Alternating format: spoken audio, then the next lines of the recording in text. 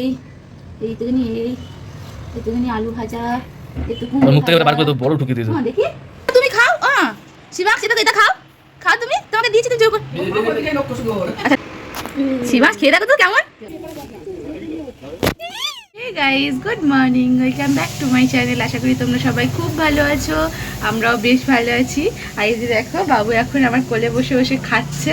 আজকে হচ্ছে ভীষণ ভীষণ স্পেশাল ডে একটা, কারণ আজকে 23শে অক্টোবর আমার ছেলের জন্মদিন। তো আজ দিনটা সারাদিন কী করছি সেই সব নিয়ে তোমাদের সঙ্গে শেয়ার করব। যদিও বলে দিই খুব বড় টড়ো করে কিছু করিনি, ছোট্ট করে একদম নিজেদের আশীর্বাদ নিয়েই আর কি ওর জন্মদিনটা আমরা পালন করব। কারণ ও নিজেই এখন কিছুই বোঝে না, তখন বুঝতে পারবে তখন আরও ভালো করে করা যাবে। তো এখন আর আজকে বিশেষত করতাম, কিন্তু ওর মানে স্পেশাল দিনটা একটু পালন করতাম, কিন্তু কাউকে ডাকতাম। কিন্তু আমরা করেছি কি যে সবার জন্য সবার বাড়ি বাড়ি একটু পায়েস মিষ্টি কেক এসব দিয়ে আসা হবে, কিন্তু কাউকে ডাকা হয়নি কারণ ওর বাবাই থাকবে না। সন্ধ্যাবেলা একটু বেরিয়ে যাবে, অফিসের কাজ খুব আর্জেন্ট আছে, তো সেই জন্য বেরিয়ে যাবে। তো ওই জন্য আর কাউকে কিছু বলাও হয়নি। তার ও ভালো করে কিছু বুঝতে পারবে না, যদিও এই দিনটা আমাদের কাছে ভীষণ স্পেশাল কারণ ওর প্রথম বার্থডে। তো চলো আর সারাদিন কী করি তোমাদের সঙ্গে শেয়ার করছি। আর আজকে তো বাবু একদম সারাদিন মায়ের কোলে আছে, আর একটু ভালোই হয়েছে ওর বাবাও আজকে বাড়িতে আছে, দিনের বেলাটা বাড়িতে আছে, রাত্রেবেলা একটু বেরোতে হবে অন্য এক অফিসে, মানে সেখানে ভিজিট আছে, তো সেখানে ওদের ভিজিট করতে যেতে হয়, তো অনেক দূরে আর কি যাবে। তো সেই জন্য আজকে সারাদিনটা ওর ছুটি আছে, ভালোই হয়েছে জন্মদিনটা। তো দুপুরবেলা একটু খাওয়া দাওয়ার ব্যবস্থা করেছি, আর যদিও ও তো খেতে পারবে না, তাও এখন যেহেতু খেতে পারে সেটা খাবে। আর একটু ঠাকুরের কাছে পূজা দেওয়া, ওর হাতে এখন ওই বেলুন ফোলানোর যে এটা হয় না, তো সেইটাই এখন ও নিয়ে খেলা করছে, বেলুন ফোলানো হবে। চলো দেখতে থাকো। এই যে এখন আমি স্নান করে চলে এসেছি ফ্রেশ হয়ে। আর প্রত্যেকবার ওর বাবার জন্মদিন হোক বা এবছর প্রথম আমার ছেলের জন্মদিন, মোটামুটি যে কোনো শুভ কাজে আমি আগে ঠাকুরের কাছে একটু পূজা আর্চা করি, মানে প্রার্থনা করি সেই পার্টিকুলারলি মানুষটার জন্য। তো তারপরে আমি সবটা শুরু করি আর কি। তো এবারেও অন্যথা হয়নি, বিশেষত আমি আবার বাচ্চার মা, আমার ছেলের জন্য আমি ভগবানের কাছে রোজ প্রার্থনা করি, যেমনটা সব মায়েরা করে। তারপরে আজকের দিনটা তো স্পেশাল, সেই জন্য আজকে একটু বাবাকে বলেছিলাম ঠাকুরের একটু মালা টালা নিয়ে আসবে, সন্দেশ নিয়ে আসবে, আমি পূজা দেব। তো ঘরে পূজা দিলাম, আর আমাদের তো মন্দির আছে তোমরা জানো, তো সেখানটায় ওরকম যে কোনো খুব ভালো দিনে আমরা গিয়ে, আমি না হোক ওর ঠাকুমাকে যে কেউ দিয়ে আসতে হয়, মানে দিয়ে আসা হয় আর কি, আমি রেডি করে রাখি। তো আজকে ওই জন্য ওখানে গেছিলাম, ওর বাবা যেহেতু ছিল আমার বর, তো বাড়িতে ছিল বলে ও বাবুকে ধরেছিল, আর আমার সুবিধাই হয়েছিল, আমি গেছিলাম মন্দিরে, গিয়ে বাবুর নামে একটু পূজা দিলাম ঠাকুরের কাছে। তো এটা আমাদের নিজেদের মন্দির, সেখানে ব্রাহ্মণ আর ডাকা হয়নি, যদিও ব্রাহ্মণ মঙ্গলবার আর শনিবার করে পূজা দেয়, কিন্তু সেটা দিন ছিল 23শে অক্টোবর, তো বৃহস্পতিবার পড়েছিল, সেজন্য আমি নিজেই পূজা দিয়ে দিয়েছিলাম, ঠাকুরের একটু মাটালা নিয়ে এসেছিলাম, ওখানে গিয়ে পূজা দিয়ে দিয়েছিলাম। তো যাই হোক, এই দিনটা আমার কাছে যে কী স্পেশাল আমি তোমাদেরকে বলে বোঝাতে পারবো না, মনে হয় কত কি বলি, যেন সে মানে বলে প্রকাশ করা যায় না। আসলে এই দিনটা যে এত তাড়াতাড়ি চলে আসবে বুঝতেই পারিনি, এই যেন মনে হচ্ছে যে এই কদিন আগে বাবু হলো আর এখনই 1 বছর হয়ে গেল। আমার এখনও মনে আছে আমি হসপিটালে যখন প্রথমবার বাবু হয়েছিল, তখন আমি এত কান্না করেছিলাম, মানে ওটি রুমে। তো একটা ডক্টর, সে নন বেঙ্গলি ছিল, তিনি বলছিল যে এ খুশি কি আসু হ্যাঁ, হয়তো কথাটা মানে শুনলে কেমন কী আছে বলেছে তো, কিন্তু আমার কাছে ভীষণ একটা, এত কেঁদেছিলাম, আমার কাছে ওই কথাটা সারা জীবন ডক্টরের কথা থেকে যাবে। তো একটা ডক্টর বলছিল যে এত কাঁদছো কেন, তোমার তো বাচ্চা সুস্থ আছে, তুমি এত কেঁদো না। তো আরেকটা ডক্টর বলছিল যে ও খুশি কি আসু হ্যাঁ, ও এসে নেই রো রাহা হ্যাঁ। তো এরকমভাবে বলছিল আর কি, সেই কথাগুলো আমার এখনও মনে পড়ে।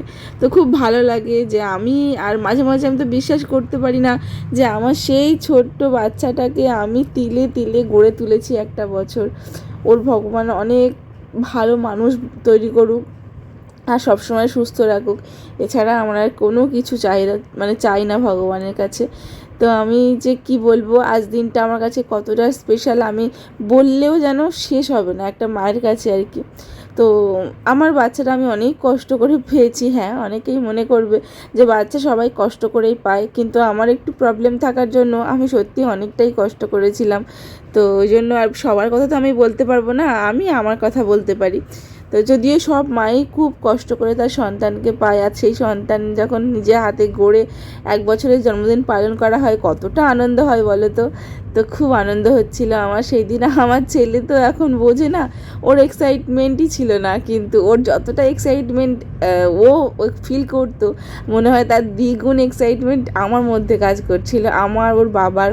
তো আমরা খুব আনন্দ করেছিলাম এই দিনটা। হ্যাঁ, খুব বড় করে কিছু করিনি, ছোট করেই করেছিলাম, কিন্তু একটু ভালো করেই করেছিলাম। তারপরে যেহেতু এই দিন পশু পাখিদের খাওয়ানো খুব ভালো, তো কয়েকটা বিস্কুট নিয়ে গেছিলাম।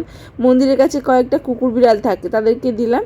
আর একটু শাক পাতা নিয়ে গেছিলাম, সেইগুলো নিয়ে আমাদের একটা গরু আছে, তো আমাদের এক পিসির একটা গরু আছে, সেই গরুটাকে একটা দিয়েছিলাম। তো যাই হোক, খুব ছোট করেই আমাদের সব কজন, মানে আমি, আমার হাজব্যান্ড আর হাজব্যান্ডের বাবা মা আর আমার বাবা মা, এই কজন মিলেই আর কি ওর বার্থডেটা পালন করেছি। সত্যি বলতে আমার পরিবার বলতেই এই কজনই, আমার শ্বশুর শাশুড়ি, আমার বাবা মা, আমার স্বামী আর আমি। আমার স্বামীর তরফ থেকে আমার স্বামীর ভাই বোন কেউ নেই, আর সেই হিসাবে আমারও কেউ নেই। তো সেই জন্য আমি এইভাবেই আমার এই ছোট্ট সুখী পরিবারকে নিয়ে অনেক সুখী আছি। আর সত্যি বলতে ভগবানের কৃপায় এখন তো আরও একজন আমাদের সঙ্গে আমাদের পুরো জীবনটা ভরিয়ে দিয়েছে। এইটুকুনি এইটুকুনি একটুখানি আলু ভাজা, একটু ওর মুখ থেকে ওটা বার করে তো বড় ঢুকিয়ে দিয়েছে। হ্যাঁ দেখি, গুঁড়ো করে ফেলেছে তো। এই তো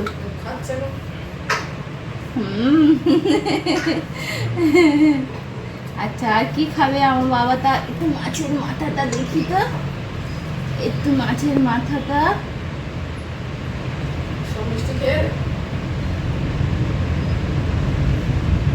কিরকম বাবা? হ্যাঁ, নাও নাও নাও, তুমি নাও নাও নাও, তুমি নাও। একটু চিংড়ি ভাজা খাবে, একটু চিংড়ি খাবে। চিংড়ি, আমার ছেলে প্রথমবার চিংড়ি খাচ্ছে।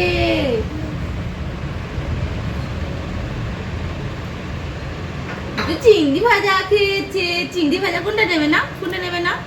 মিষ্টিটা নিও না, মিষ্টিটা সন্ধ্যেবেলা তুমি খাবে, মিষ্টি খেতে হবে না এখন। এই কোন নেবে? মিষ্টি নেবে? এই নাও, এই নাও। এই দেখো মাছের মাথায়, ধরো ধরো ধরো, এটা ধরো, ওটা ধরো না, ওটা খাও। এটা সরিয়ে নিয়েছি, ওই জন্য ওটাই লাগবে।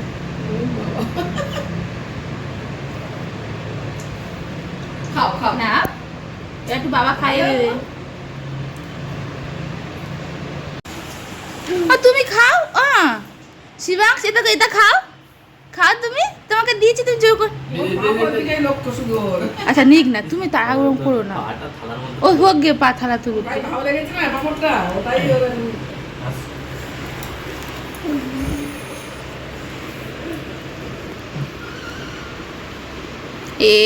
জীবান খেয়ে না, সন্ধ্যাবেলা পায়েসের সময় সবাই একটু আশীর্বাদ করলে হবে।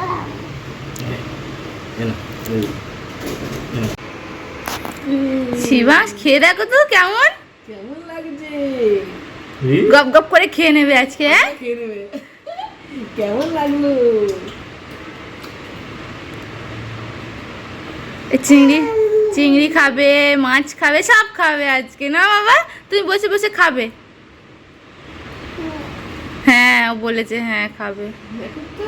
ভালো লেগেছে। কুমড়োটা সারা মিষ্টি। হ্যাঁ।